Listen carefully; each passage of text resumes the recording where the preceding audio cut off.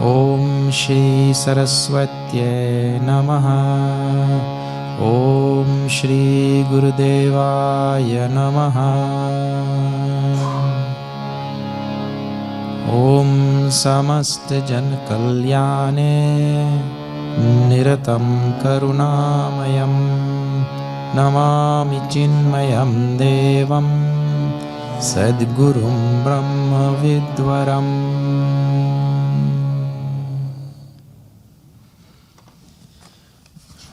Okay, so we'll chant the first two verses as invocation and then we'll see. We can do together. Okay. Vaktum Subodh Vedantam Pravritto Hyabudho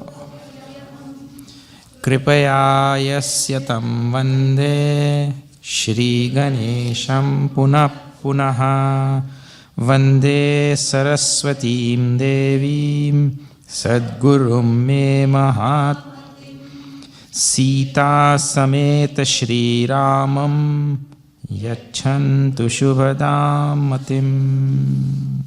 Okay. So, in these first two verses, Puja Guruji does salutations to Shri Ganesha, then to Saraswati Devi, then to Guru, Puja Gurudev, and then to his Ishta Devata, Shri Ram. And then we started seeing qualifications of a student. And a student comes to this path only by what we call as spiritual evolution. And spiritual evolution starts where? If we ask that question. See, all beings, animals and human beings, all beings are born selfish only. By nature, we are born selfish. A child, a little baby, is 100% selfish. The baby doesn't care where the mother and father get milk and get, baby food. That baby, all he cares, I want bus. I want food. Where they get, beg, borrow or steal, I don't care. So he only thinks of himself. If the mother has to sleep in a wet bed, but give me a dry bed, he doesn't care where the mother has to sleep and all. So born selfish.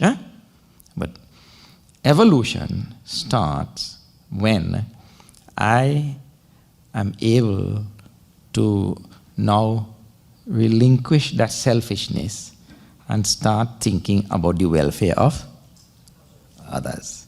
And that is where seva starts. You see, if I am only doing things for myself, that is all selfishness only. So the evolution starts when I start looking beyond myself and start thinking about the welfare of others. And then, so over many lifetimes I have to do seva. So that therefore it starts, purvajitena, punyena. All the merits accumulated from doing all the punya karma of so many previous lives. Anytime I am thinking about myself only, there is not punya karma. There is zero punya karma in that. That is only karma. I am thinking of myself only. The moment I start thinking about others and start doing some seva for somebody, then it becomes punya karma. So it means I have started evolving. And it is a very sad thing that most people live many, many lifetimes without one iota of evolution. Means without doing any punya karma at all, for doing anything for anybody. They only think about ourselves only. So that is called as selfishness. So, after many, many lifetimes of accumulating this punya karma, this person now, because of that punya karma, he is able to develop a desire for liberation, for knowing something higher. This thing makes him, see, he starts thinking, I'll tell you, see, actually, even if a person doesn't meet any teacher and he just goes on doing this punya karma, things will dawn on his mind.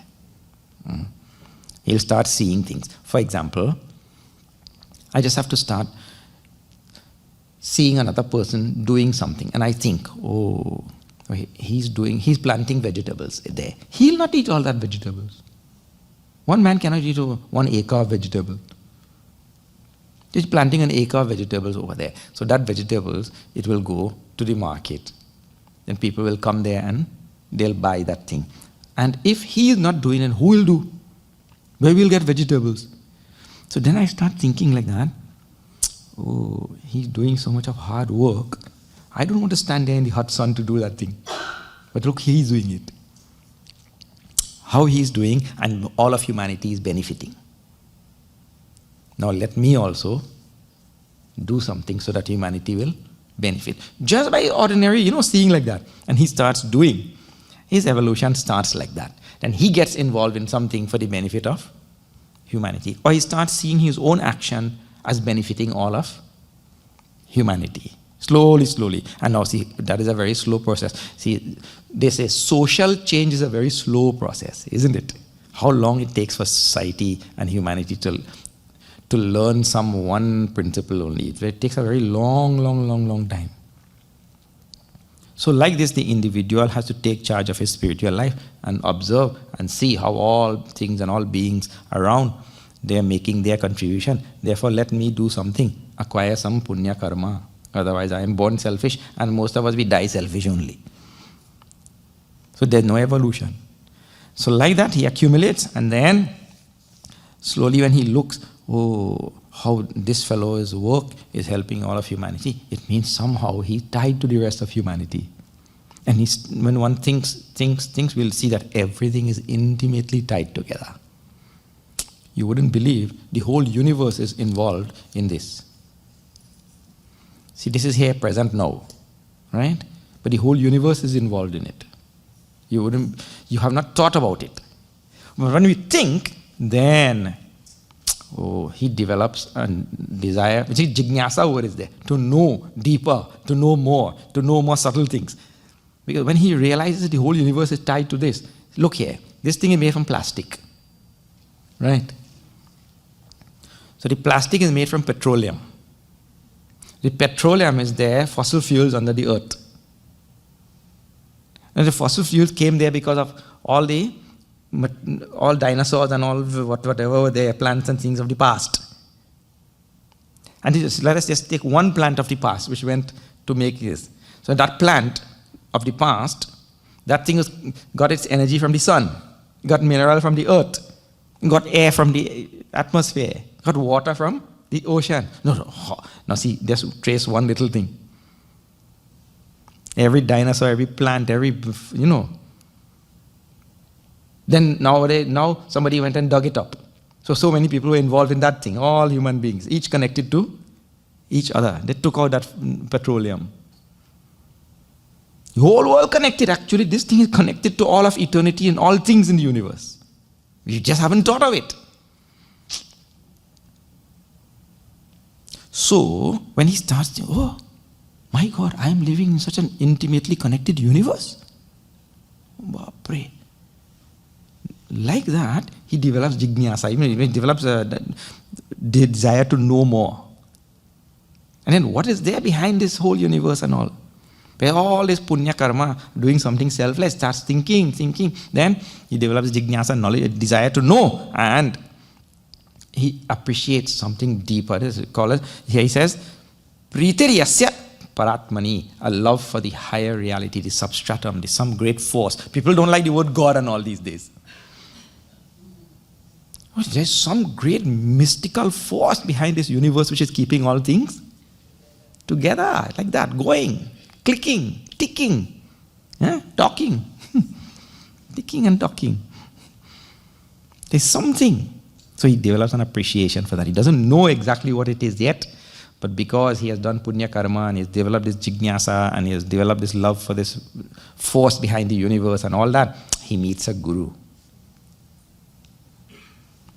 And then that guru tells what he has to develop now to discover the reality of which he is a part. I told you yesterday, the guru will tell, there is Jiva, Brahma, Aikya. You are one with that reality actually. The reality is not foreign to you.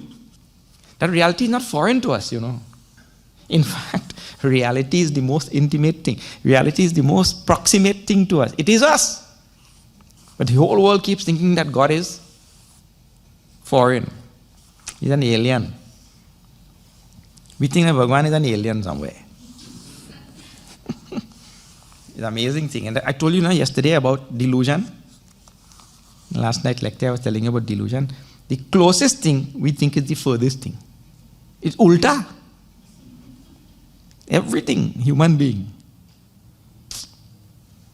So, that Guru teaches now the method, means, the process, the path to realize that mystical force behind the whole universe of which I am an integral part. Not foreign to me at all. And what he teaches, well, it depends on which Guru you meet and which sampradaya he belongs to. But we don't have to worry. See, if you have to go to the airport, you can walk, you can ride a bicycle, you can call a taxi, you can call Uber, or you can take the airport shuttle. Isn't it? How many different ways? But everybody will reach. Everybody will reach that airport, isn't it? So, in various ways. If you're eco-friendly, you'll say, okay, I take a bicycle. If you have the time, of course, also. So, like that. In the same way, we'll meet gurus who are there in different sampradaya. And usually, we meet the type of guru or teacher who matches our personality only. Jaisa guru, vaisa shishya. Generally speaking, we meet the same type of teacher as we are.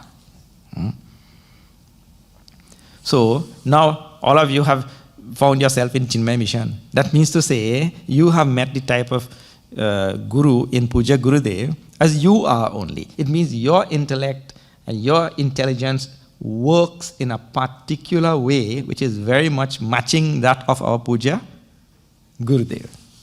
That is the idea. Otherwise you would have been somewhere else. Your intellect would have matched somewhere else. And everybody, all things fall in place by themselves actually. There's an unseen hand as though, which is guiding all beings and things in its own way. So now you are here, and in this sampradaya, which our Puja Gurudev belongs to, Swami Tapovanji Maharaj, and coming from all the way from Bhagavan Shankaracharya. In this sampradaya, they will teach a particular type of method. If you belong to Patanjali system, they'll teach different method. Isn't it? First you sit there and you put your leg behind your neck. There's a different... We don't do that here. Isn't it? If we started doing it, all of you will run away. There's a different method. And we don't say, this is right and this is right and this is wrong. And no such thing. We just say, you see that. You go to a restaurant, that's why they have a long menu. Suppose only one choice was there, milk and cereal. They have something for everybody. He goes, he likes this thing, another one likes that one, another. And Hinduism is best. In some religions and all, everybody has to do the same thing. Have you seen that? We say no. We have buffet style. Hinduism is best actually. Everything is lined up there. You walk along the line and take what you like. That is buffet style, isn't it? So suppose you don't like anything in that line, or you want to make up one, you make up one for yourself also. No problem. We allow. You make up some sadhana. You do 108 beads, you don't like 108 number? I don't like. What number you like? 25. Make a mala with 25. What is it? But if you don't use a mala with 108, you will go to hell or what? Nothing will happen. The mala is only a means for something. You like 25 number? Make it 25. Very open, free, and no rules, and nobody tells you if you don't do this, you'll go to hell and all.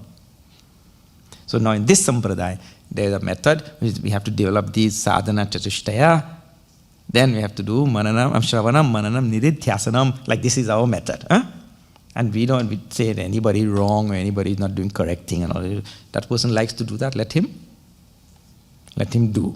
So now here, Guruji will allude to the method of sadhana in our sampradaya. Huh? Otherwise people get confused. But Swamiji, over there, each time I go, they talk about Kundalini. So, will my Kundalini get opened? Puja Gurudev asked Swami Tapovaji Maharaj this question also. What about Kundalini? Some people like those nice words and all, What is Kundalini and Chakra? After Chakra, if you don't do properly, you get Chakkar. You have to be very careful. You have to have a specialized teacher for that and be in that sampradaya and they'll teach that and all that. So you don't worry about that. You just think about what is taught in this sampradaya. Everybody is going same place only. All right, now see. What is this sadhana, method of sadhana? Sadhana means. Method means by which to reach somewhere, acquire something. That is sadhana. So see this now, number 3. Vivekadigunair yuktaha tivraya cha mumukshaya ayame vottama shishyaha mukta syat iti nishchitam. So the Guru tells to this disciple now, Vivekadigunai yuktaha tivraya mumukshaya ayameva uttama shishya. It means he is describing the uttama shishya, means the best shishya. The one who goes to the Guru and the Guru tells him to develop all of these gunas, all of these sadhana, and he develops. And what are these sadhana? See, Vivekadi. Vivekadi means what? Viveka, Vairagya, Shamadhi, Shatka, Sampatti, and Mumukshutvam, which you have heard already. So the Guru tells he has to develop, and the Shishya who develops this, he is a Uttama Shishya. Otherwise, I'll tell you what happens. And especially in our sampradaya, be very careful about that. Our sampradaya, I just told you, we don't twist our legs in different directions and do all of that thing. Our sampradaya is basically an intellectual sampradaya, correct or not? Well, there is a great danger in whichever sampradaya you belong to. In our sampradaya, the intellectual path has also danger. I'll tell you. Have you seen people, they do weightlifting? Huh? They do weightlifting and they go and they lift the dumbbell or whatever that thing. So they get a kick from having a nice body. Huh? So people get pleasure from the body also. The pleasures are to be had at all levels of the personality. People get pleasure from the body.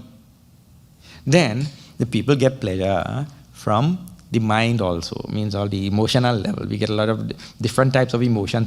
That's why you see nowadays the people go, they go there and they go into that bungee jump. Woo! What they get? They get an adrenaline rush. You see? No, there's nothing intellectual there, That feeling. It's a feeling only, isn't it? So there's a feeling from that thing, adrenaline rush. And they like to be scared. People get joy from scare. What a peculiar creature is human being, He gets a joy from being scared. And then when he gets scared, he screams. He says, and I scream, and they tell everybody, I scream so loudly. He likes to tell also. You see what all type of joy people get? So, from emotions, different types of emotions of fear, different types of emotions, that people get some joy from that also. Then, at the intellectual level, when people come to learn something or to know something or to figure out something, and from childhood, when a child figures out a puzzle, oh, Mom, look, I got it. He tells, I got it. He gets a kick from figuring out that, solving that. That is an intellectual thing, that's not emotion. He gets a kick from the intellectual acquisition, the figuring out, solving and all that. So human beings can get a kick from learning at the intellectual level, from solving, from figuring out, from analyzing and reaching, like that, the solution, and he gets a kick from that.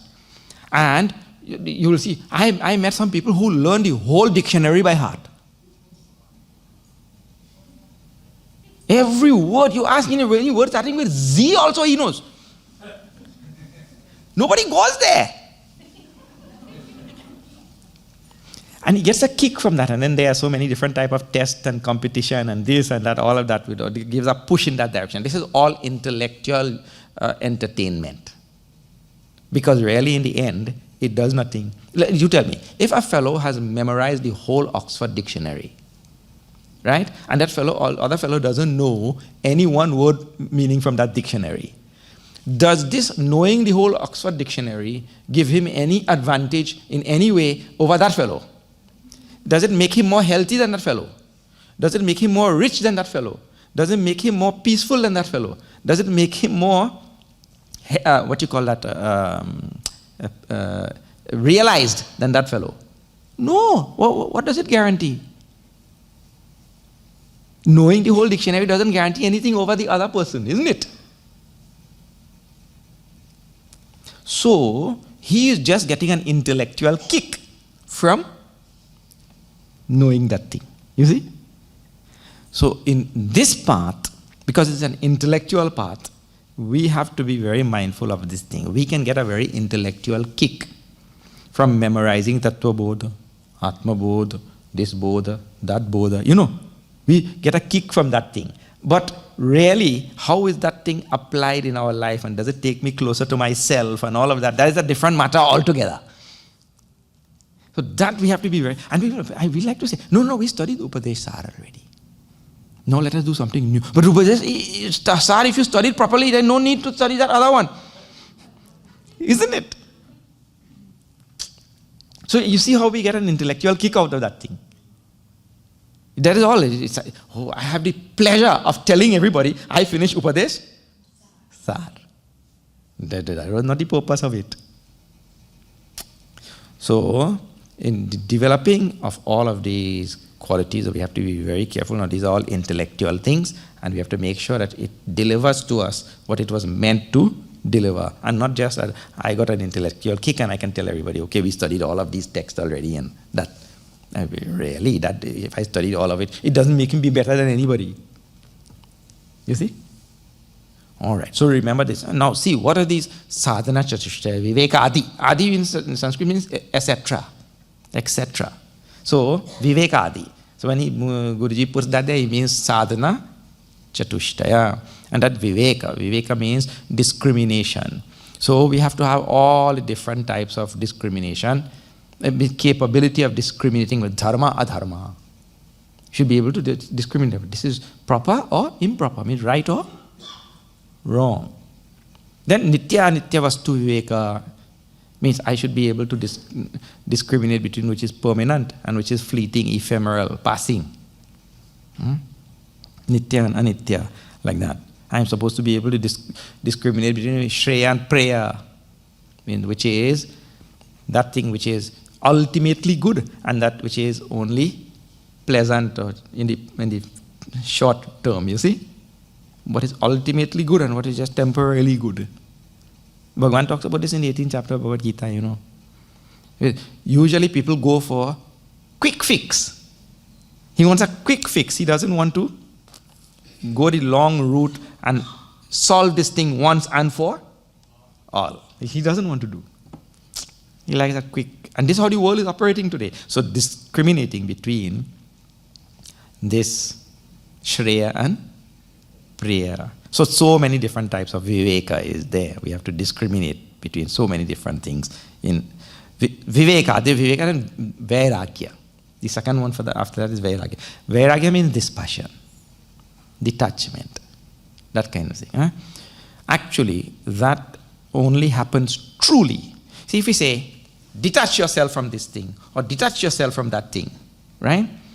That really, if it is not backed up by proper understanding, that really is of no use. Because we will force ourselves to detach from it for some time, but because it is not backed up by understanding, sometime sooner or later I will go back there. Detachment comes really from seeing the emptiness in whatever I am attached to. That is the whole thing. Whatever I am attached to, I have to see how empty, how frivolous, how useless that thing is. If I have not come to see that, I will never detach from that thing. These type of things, you have to see the emptiness in things. And I told you now, usually we are attached to a nama rupa. And we did analysis yesterday to see how nama rupa really is most empty. Means, really speaking, nama rupa is only abhasa rupa, appearance is really. Nama rupa is of no consequence, but usually we are very much attached to some nama rupa. Because the world is only made up of three things. Nama rupa and astitva, means existence. So we are attached to the nama rupa and not to the existence. Nama rupa really is of not. So like that, I have to learn to see this emptiness in all things of the world. You just see now. See, somebody was saying, when I was in preschool, I was dying to go to primary school. When I was in primary school, I was dying to go to high school. When I was in high school, I was dying to go to university. When I was in university, I was dying to graduate. When I graduated, I was dying to get a job. When I got a job, I was dying to get married. When I got married, I was dying to have children. When I got children, I was dying for these children to grow up and get married and get out from the house now. When children got married and got out from the house, I was dying to retire. When I retired, I realized all my life I've been dying and I forgot to live. Because the person goes from one stage thinking to the other stage, thinking, oh, when I get there, everything will be fine. And then when we get there, we realize this thing is also hollow. So let me go for the next one. That is also hollow. Let me go for the... And we go, and until we end up in a hollow. 6 feet down.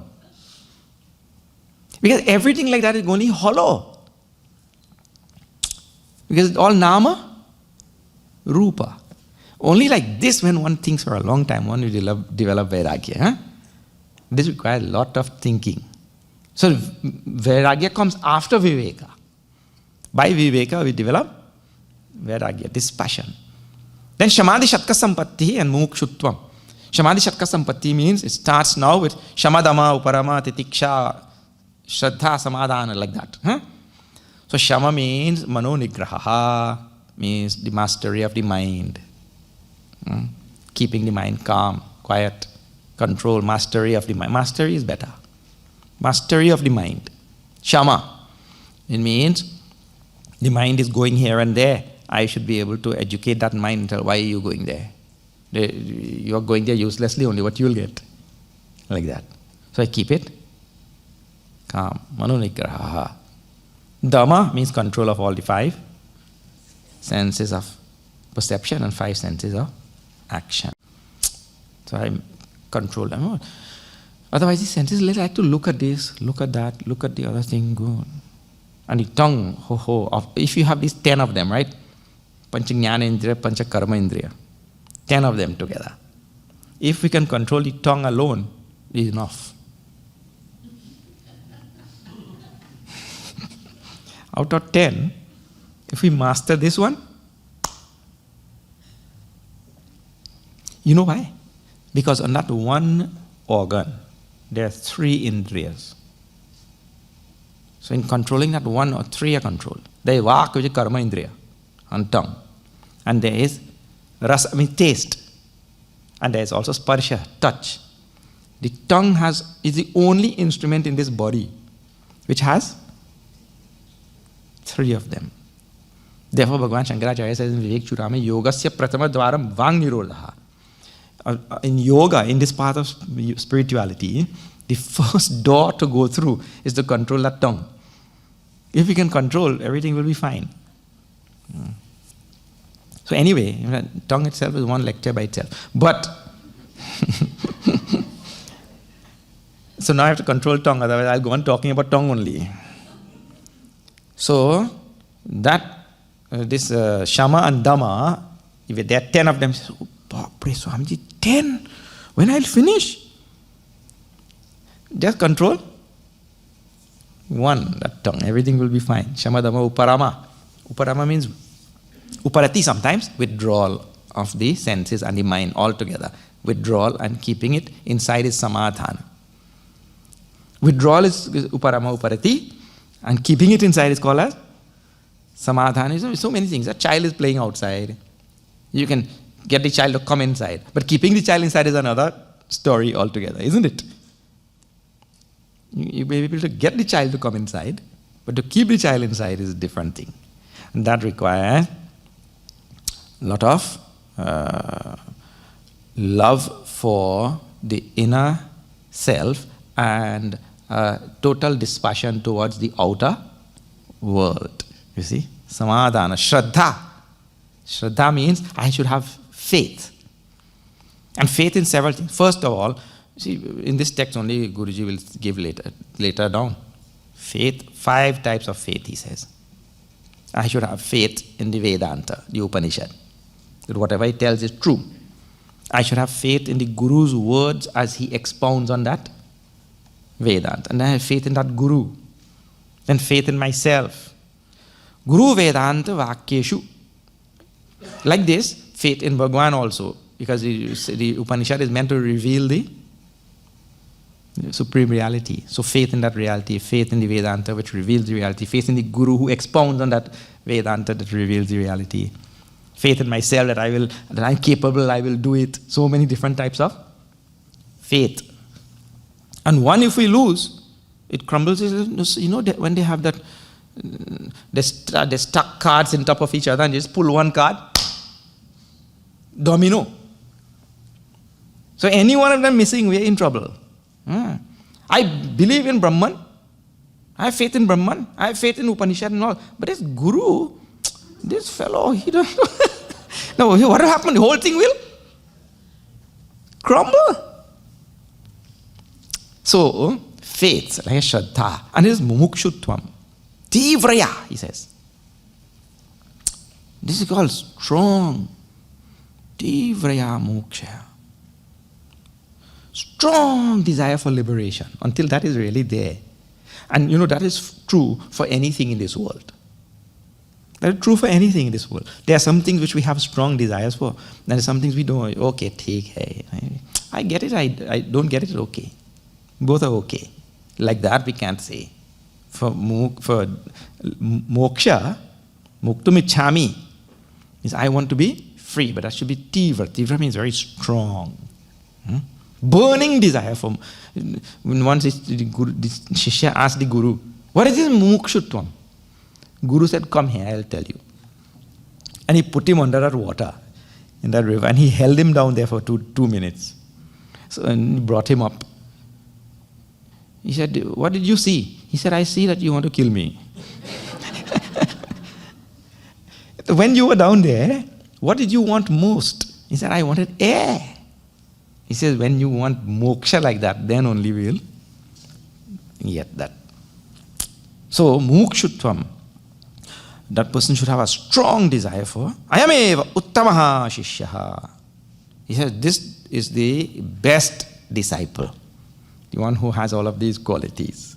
The best disciple. And muktaha syat iti nishchitam. Certainly such a person, such a shishya will become mukta. Mukta means liberated.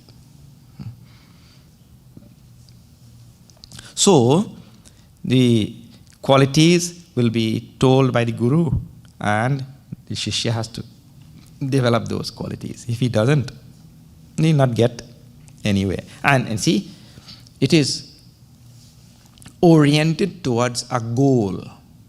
It is not just learning for intellectual curiosity and all that, yes. Learning because it is going to lead to something higher. It means it should fit into a bigger program. Okay, now, everywhere in the scriptures, it is spoken about sadhana. It is spoken about, just now we saw the qualities of the Shishya and so many things. But our Vedanta and our tradition, the Upanishads and all, they are very, very thorough, you know. We go on talking, Guru Govinda dono khade, kako lagu pai, Balihari Guru apne Govinda Dev batai.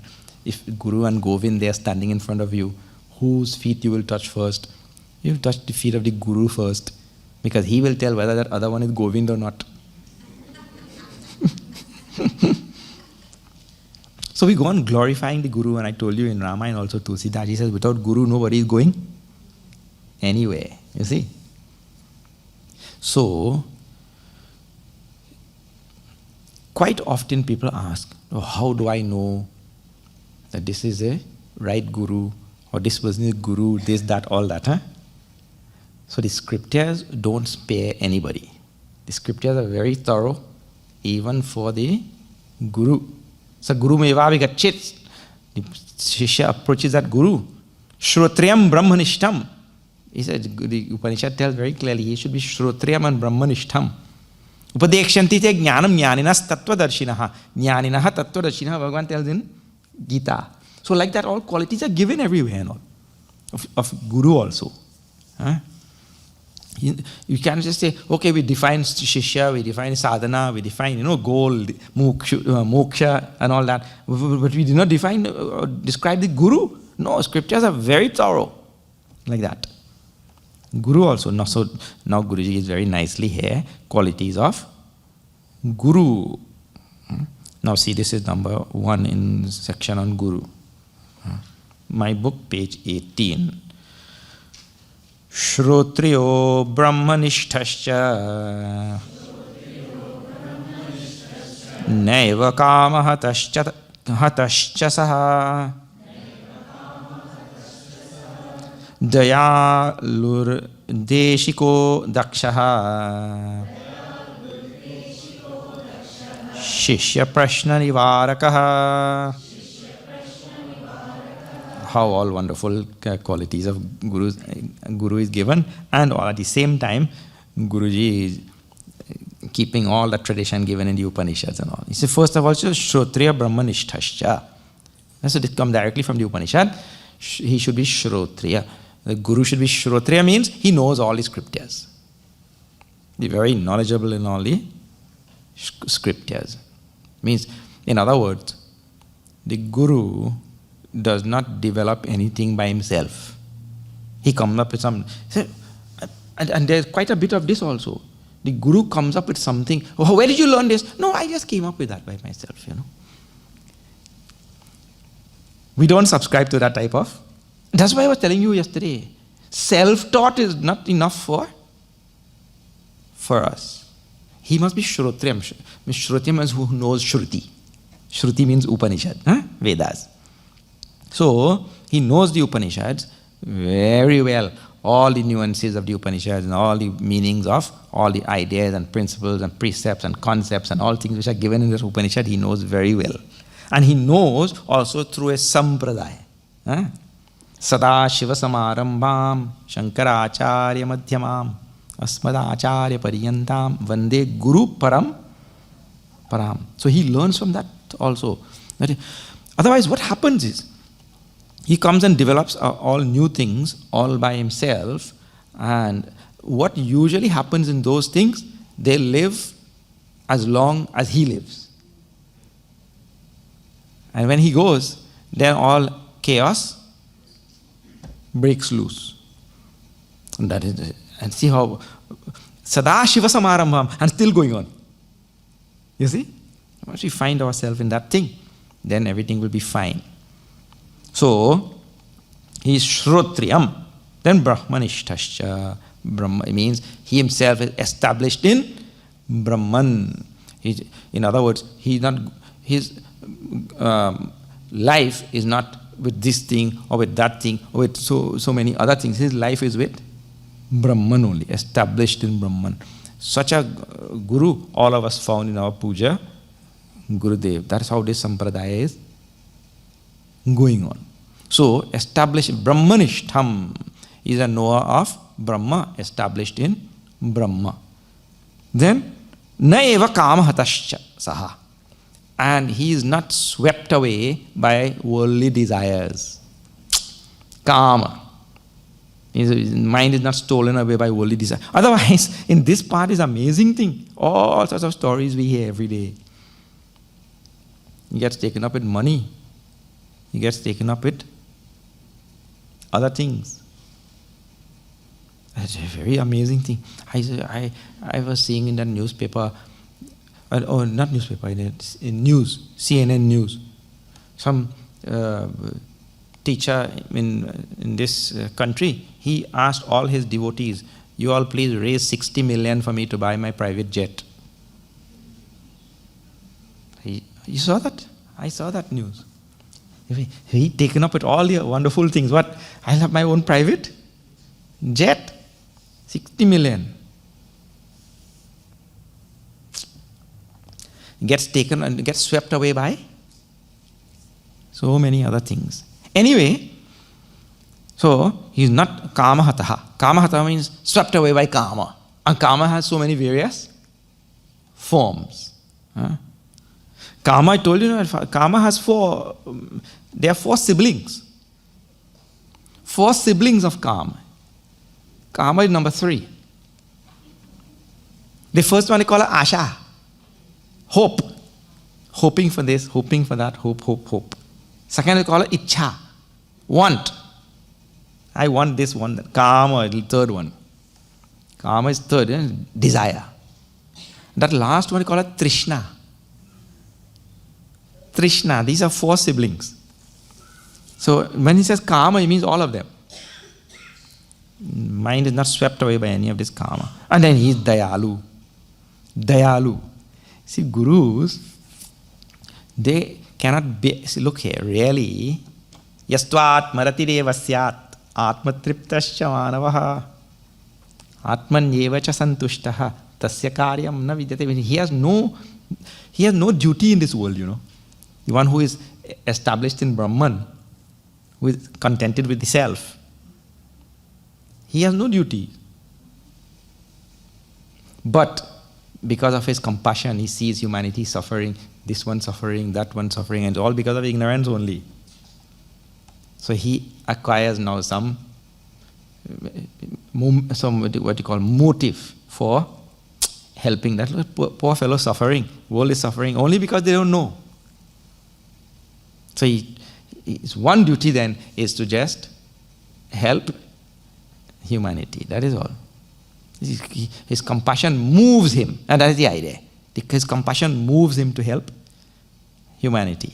He has no duty really. Deshikaha. Deshika means teacher, the one who can point that path. Dish in Sanskrit means to show, to point. Dish. From that dish comes Deshikaha. One who points the way, shows the way, guides. It's a mentor. Guides. Dakshaha. Dakshaha means very skilled. So he's very skilled. This is a very, very wonderful quality. There are many people who have a lot of knowledge but cannot express that thing properly. Have you not seen? That cannot be expressed properly. So Daksha means very skilled in expressing that thing. And he's very quickly, he'll be able to figure out, for this particular student, I should tell it in this way. And for that student, I tell it in another way. That is called skill. Dakshatvam.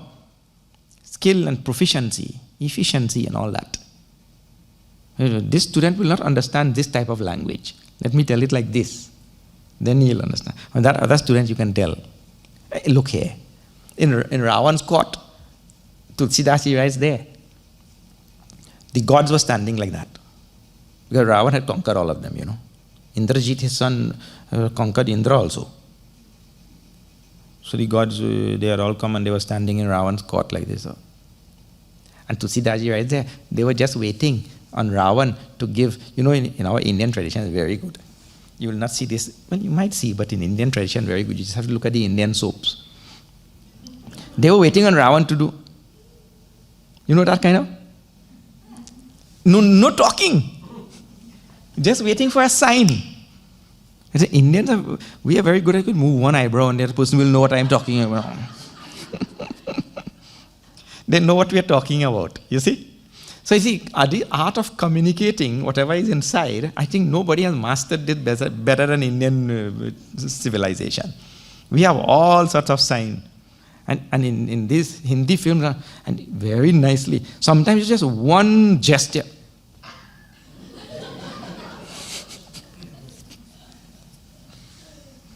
Put that hand on the waist.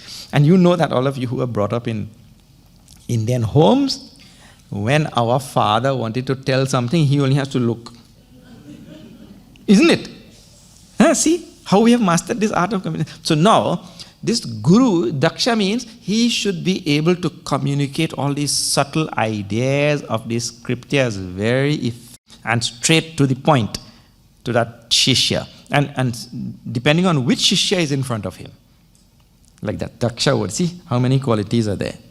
Shishya prashna, Shishya prashna nivarakaha. And he will be able to answer the questions of this shishya. Okay, shishya will have doubts. Doubts will be there to be able to clear. The only problem with this thing, that shishya wants all his doubts cleared at one time. That guru also knows, and that's part of his dakshatvam. He knows that this shishya still has to go through certain things. And that's why I was telling you in the Upanishad how the guru sent the shishya with 10 cows. You go there and make that cow become 100 first. You are not ready for this thing yet. That also he has to, that's part of his, proficiency, you see. He has to first do these things yet. Then let him do, then we'll. And one disciple, he went to a tabla player. So that tabla teacher, the tabla teacher told, okay, sit here. He sat there, put the tabla there. Now you put this finger right on the edge and take this pointy finger, and now you go on tapping. So he tapped there for 10 minutes. He was tired because he's not used to that, He tapped that one note for 10 minutes. He said, Guruji, I'm finished. He said, what finished? You go. He made him tap for 1 hour. So he tapped 1 hour. He got frustrated, One thing he's telling me to do for 1 hour? What is this? He said, 1 hour class over. Okay, go home now. Next day he came back. Okay, sit again. Same. He made him do that same thing for 1 month. This shishya became totally frustrated. He said, what is this? 1 month you made me do the same thing and I'm tapping that same spot on the tabla only. The rest of the tabla will get rotten.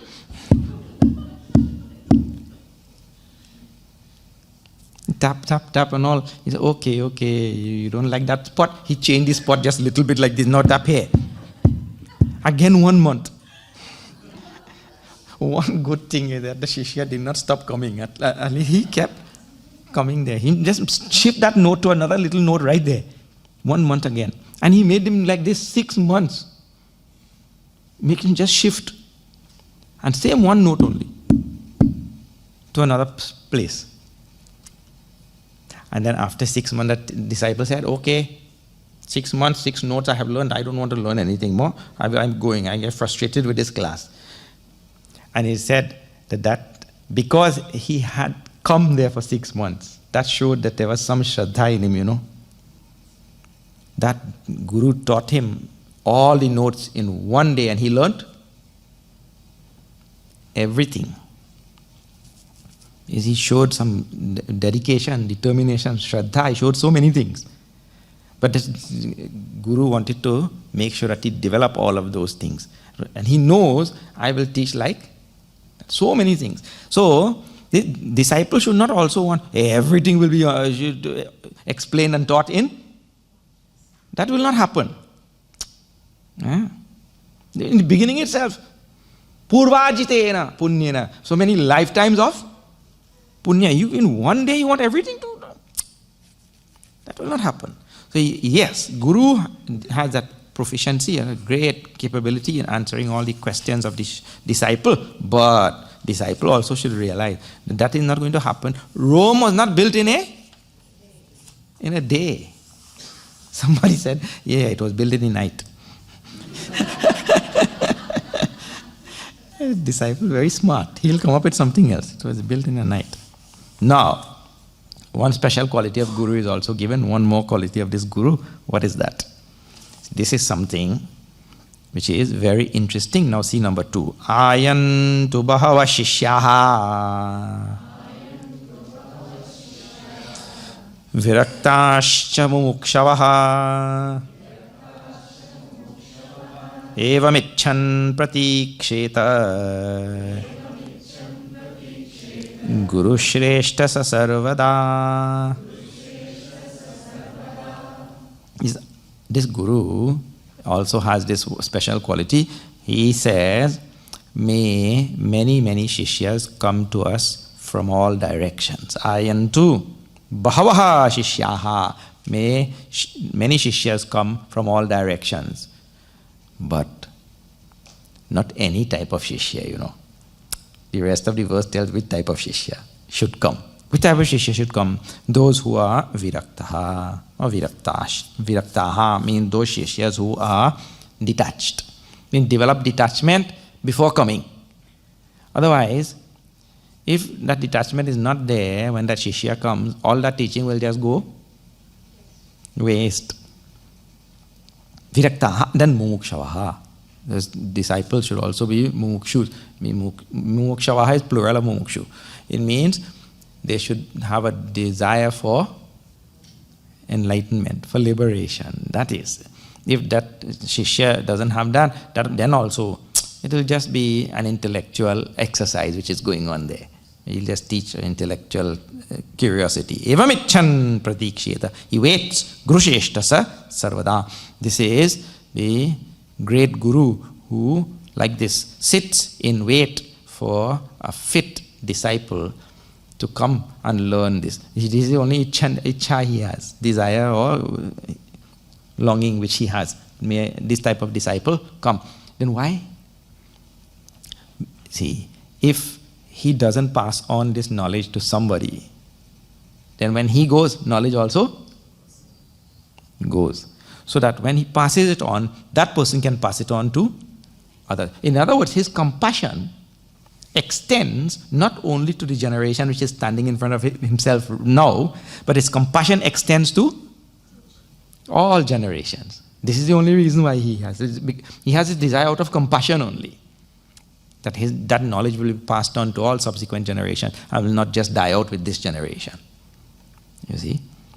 So such teachers have only this one desire, to pass this knowledge on to all future generations. And that's why our Puja Gurudev started this whole mission, isn't it? Puja Gurudev, you know what he told us when we graduated? Very nicely, see this. He told, look, I studied Upanishad and I studied Gita and I explained it to my generation. Now all of you go. You study it and you explain it to your generation. So he's not thinking only of his generation. He's thinking about all future generations. That is his compassion. It extends, his dayalu, extends to all future generations. May it go on like that. And he concludes like this in number 3. This is about Guru. Ekameva Guru Karyam Shishyanam Syat Kritarthata Guru Swatmani Stithvaste Sarva Bhutahite Rataha Ekameva Guroho Karyam. The Guru only has one duty, one goal to achieve, one thing to do. What is that? Shishyanam Syat Kritarthata. That the Shishya himself attain enlightenment also. And the Shishya himself also gets liberation. He only has this one duty. To teach that Shishya such that the Shishya himself also becomes Kritarthata, means fulfilled. Which is his goal of enlightenment. Guru Swatmani Sthitva Ste Sarvabhuta Ite Rataha. even though he is established in his own self. That Guru is established in his own self. And he is reveling in Brahman. Nandati, nandati, nandatyeva. Reveling in himself. Still, he thinks about, out of compassion, thinks about the welfare of all beings, all creatures, all things, the whole universe. Sarvabhuta ite rataha. So, his one duty then is to bring this joy and bring this contentment to all beings who are there. He himself being established already. So if you really summarize this whole thing, gurus in this universe, they are only moved by one thing, that is called compassion. There is nothing else. If I am already reveling in bliss, then what do I have? I don't want. I have reached the summum bonum of all life, isn't it? There is nothing. So then only one thing will drive him. There's only one thing that will drive such a teacher, such a guru, and that is compassion for others. The summary of all this really is his dayalutvam, his compassionate swabhav, compassionate nature, compassion for all beings. And that is a mirror of the compassion of Bhagwan. In Ramayana, Bhagwan Ram is called Akaran Kripalu. He is who is compassionate without reason. No reason.